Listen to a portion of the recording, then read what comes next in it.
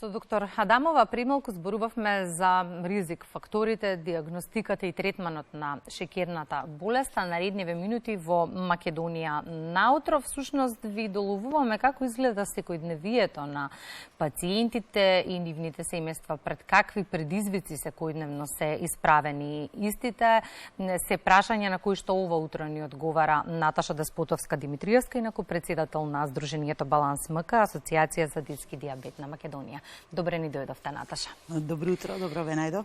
Со доктор Адамова споменав и ја фативме едната страна на приказната, со вас она другата, секојдневната, реалната, што живеете, како живеете и пред какви предизвици сте исправени. Како вовед во разговорот ќе споменаме дека вашиот син всушност боледува од диабет и вашата семејна приказна всушност ве поттикна и ве донесе на чело на Баланс МК. Така започна се. Да, така започна се. Значи, јас сум родител на 9-годишно детенце со диабетес. Би напоменала дека веројатно чудна е човековата подсвест, значи оние најгорливи моменти во животот, сакајќи да ги заборави, како што беше диагнозата на мојот син пред 8 години, тој тогаш имаше 14 месеци. Некако не ми дозволува често да се сеќавам на тие моменти, како со гумичка да сакаме да ги избришеме. Многу ми е жал што денеска ќе ве подсетиме, но ова го правиме се во насока на подигнувањето на свеста за шекерната болест, бидејќи и навремената диагностика е многу важна во однос на квалитетот на животот на пациентите. Споминавте пред 8 години ја добивте диагнозата. Како и како се соочивте со ситуацијата? Би почнал од почеток. Значи, Михел е предвремено родено дете и како предвремено родено дете, 7-месече, во медицината постои индикација, односно опис дека обично тие деца во подоцнешните години е можно да развијат диабетес.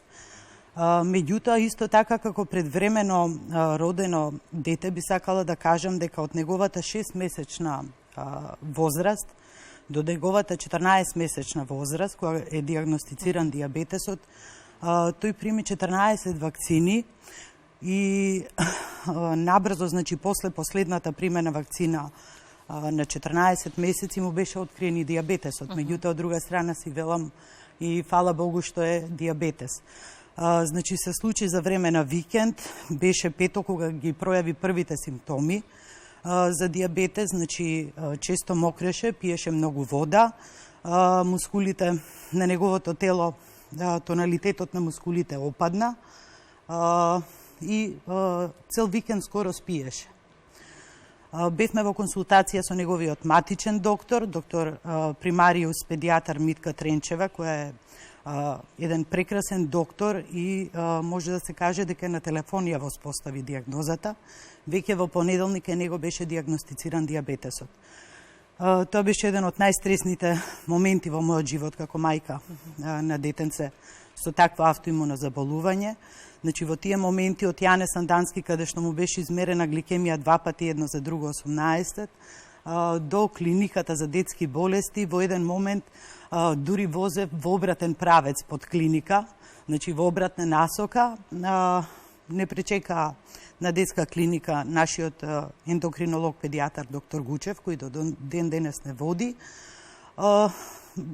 Значи еден период по диагнозата бевме таму, не научија на све што треба, значи како се инјектира инсулин, како се мери гликемија и од тогаш до ден денес продолжуваме значи со животот со диабетес. Михел е денес 9-годишно момче, оди во училиште, е примерен ученик, исто така спортист. Како растеше Михил, така требаше веројатно да му се објасни дека е апсолутно како сите деца, но има живот со многу повеќе предизвици. Како вие му ја доближувавте темата да не биде претешка во детските очи? Значи, Михел практично и не знае за друг живот, освен животот со диабетес. Него диабетесот му беше диагностициран практично кога беше бебе. И тој и не знае за нешто друго. Значи, живее со него сосема нормално. значи и во градинка и во оделението каде што учи, значи не се двои по ништо, особено од другите деца. Веќе е доволно голем, носи инсулинска пумпа и знае сам да си ја ординира терапијата, односно кој ќе му кажеме колку инсулин треба да прими, сам си пушта преку инсулинската пумпа, носи сензор со кој што сам може да се измери гликемија, но секако пред секој оброк се консултира со нас родителите. Има поддршка од другарчињата, од наставниците? Има поддршка и од наставниците, и од другарчињата, значи меѓутоа нема никакви посебни, значи некои специјални потреби. Одлично сам го менаџира тоа. Одлично сам го менаџира тоа. Покрај емоционалната состојба, ајде да кажеме, исправени сте на два фронта. Од една страна со емоциите да се носите со себе ова, од друга страна да барате сериозни системски решенија за предизвиците пред кои сте исправени. Па во контекст на предизвиците, што се ви се случува низ годините? Пред какви проблеми сте исправени и што се секојдневно решавате?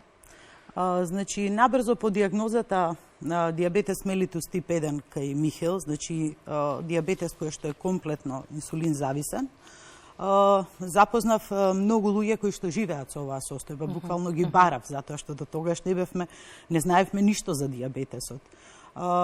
Ги запознав луѓето преку пациентските здруженија. Набрзо потоа активно се вклучи во активностите на овие пациентски здруженија и станав председател на Баланс МК Асоциација за детски диабетес, која ги репрезентира правата на пациентите исклучиво со тип 1 диабетес, околу 5000 лица, меѓу кои 500 се деца. Значи, низ годините поминавме низ многу искушенија на вистина.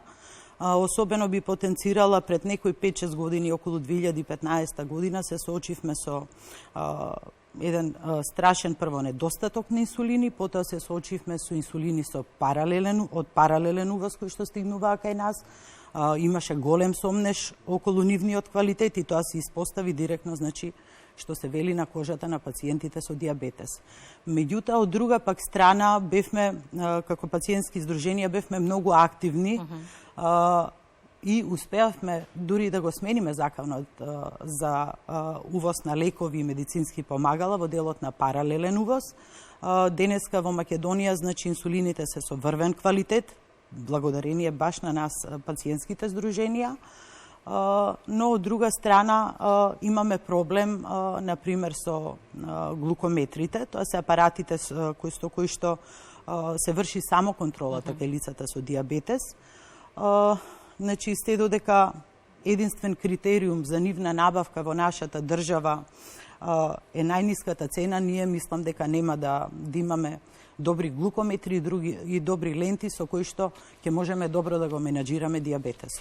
Од почетокот на пандемијата, првите прашања кои што се поставуваа беа како целата оваа здравствена криза ќе се одрази на нашето здравје, дали ќе преживееме, што не се случува, а веднаш потоа почна да се нижат прашања од тоа како се ова ќе се одрази на нашиот нормален секојдневен живот, меѓу другото и на животот на пациентите кои што се зависни од одреден тип на терапија, во случајов да речеме инсулинската или било која друга таблетарна терапија која што ја примаат пациентите со шеќерна болест. Како ковидот се одрази на целата ова ваше секојдневие состојба и не само во однос на примањето на терапијата или достапноста на истата, туку и по однос на контактот со лекарите кој што секако е неопходен? Така, значи сите видовме дека заразата со SARS-CoV вирусот, односно COVID-19 е хронично болните лица се најзасегнати од него, односно компликациите и жртвите се генерално баш овие лица. Значи, во однос на диабетесот тоа се испостави како пракси кај нас. Многу жртви кои што настрадаа од овој вирус беа лица со диабетес. Стравот беше голем и се уште е голем. Од друга пак страна, значи, заедно со докторите, заедно со Министерството за здравство, во соработка со него, значи, се изготвија некои препораки кои што беа поставени, значи, и се поставени на самиот сајт на Министерството за здравство, значи тие препораки ги следевме, ние како пациентски здруженија ги упатувавме и до нашите, значи членови од здруженијата. Во тие моменти излегува и некои протоколи, имаше и видео препораки, ни излегува во пресред многу докторите во почетокот. Значи снимавме видео препораки со докторите од Центарот за диабетес, а исто така и со докторите педијатри од детската клиника, односно тие не насочуваа, значи како да го контролираме и менаџираме диабетесот, затоа што во еден добар дел од оваа пандемија, значи медицината се сведе на телекомуникација, на телемедицина, што според мене лично кај менеджмент кај диабетесот е недозволиво. Значи многу е подруго кога докторот ќе може да има правилен увид во движењето на гликемиите, во онаа крива, значи како во текот на денот се движи гликемијата, кога ќе ти даде точни упатства. Во светот такви решенија веќе постоја, значи станува збор за дигитален менеджмент. Значи, постојат сензори кои што мерат оддалечина гликемија. Тие податоци се ставаат значи, на клауд, на облак. Тие податоци после преку интернет мрежа може да се упатат кај докторите и тој да ги види движењата на гликемијата во текот на 24 часа, па дури на неколку месеци. Исто така, бидејќи тие сензори се недостапни кај нас за жал, постојат и глукометри. Конкретно еве може да ги посочам таков глукометар кој што има и соодветна апликација на македонски јазик кај нас, е глукометарот на компанијата Рош. Значи тој ни нуди опција со апликацијата, значи да мериме правилно гликемија, значи да внесеме колку храна сме изеле, да внесеме вредноста од добиената гликемија, исто така ги вади оние криви кои што после тоа може да му послужат на докторот за добар, за да ни посочи каде ние грешиме, каде треба да поправиме инсулинска терапија, што треба да направиме во однос со исхраната. Ги споменавте светските искуства и многу често ги земаме за пример, бидејќи тоа е неопходно, предпоставувам, и за да се оди напред. И сега кога сме кај искуствата од светот, како во светот се пациентите се справуваат со диабетот и од друга страна колку од овие светски достигнувања ни се достапни нами на пациентите? Значи, диабетесот и во светот и кај нас е едниот исти, значи, покачено ниво на шеќерот во крвта. Нашите доктори диабетолози се исклучително добри диабетолози, дека фалат те високи технологии кои што во светот се достапни скоро секаде, значи, на вистина фалат во нашата држава. По однос на инсулинската терапија, значи лицата со тип 1 диабетес и децата, значи не чувствуваат никаков недостаток по однос на иновациите, значи имаме најиновативни терапии инсулински за пациентите со тип 1. Во поново време и за пациентите со тип 2 се воведува поиновативни терапии, меѓутоа мислам дека за пациентите со тип 2 по однос на терапијата може да се направи уште. Зборувавме и пред малку со доктор Адамова, потребно е 365 дена во годината да се зборува гласно на оваа тема во насока на од една страна превенција и од друга страна поддршка и олеснување на животот на пациентите со диабет. Како вие го правите тоа, односно Сдруженијето Баланс МК, какви активности реализиравте изминатиот период? Имаше еден период од една година кога Баланс речи си своите активности ги сведе на минимум, благодарение на пандемијата. Имавме онлайн средби, онлайн предавања. Претходно од секога сме биле многу активни, значи за себе имаме, барем јас од како сум председател, на 40 предавања. Имаме едуцирано над 500 лица ширум Македонија, секогаш во соработка, значи со стручната фела. За себе имам издадено и 2 брошури, дури една книга. Правиме онлайн работилници, а како што знаете, 14 ноември е светскиот ден на диабетесот и скоро секогаш, како и од Баланс МК, така и од останатите 25 здруженија и од Сојузот на диабетичари кои ги репрезентира овие здруженија, секогаш има голема активност по повод светскиот ден на диабетесот. Ова година се организира форум на кој што треба да се потпише меморандум за соработка помеѓу институциите и пациентските здруженија. Баланс МК конкретно, значи, по повод Светскиот ден на дијабетесот, кој што ова година е насочен во одбележувањето на 100 години од како измислен инсулинот, ќе има настан на кој што ќе биде покровител председателот на нашата држава. Ни е особено драго за тоа, значи првпат остваруваме соработка со него, тој се нафати да биде покровител и заштитник на правата на децата со детскиот дијабетес и во иднина. Ќе имаме настан во Мала Станица и секако пак ќе потенцирам, значи не е доволен само месецот ноември и 14 ноември, значи треба во текот на целата година да се зборува гласно за дијабетесот. И не можеме да не ве прашам на крајот на разговорот. Кои се очекувањата, да речеме, за периодот кој што следува и каков живот посакувате и за Михаил и за сите пациенти со дијабет? Значи, ќе се надоврзам на претходното прашање. Значи, малку еден месец да се зборува за дијабетесот и да се прави за дијабетесот.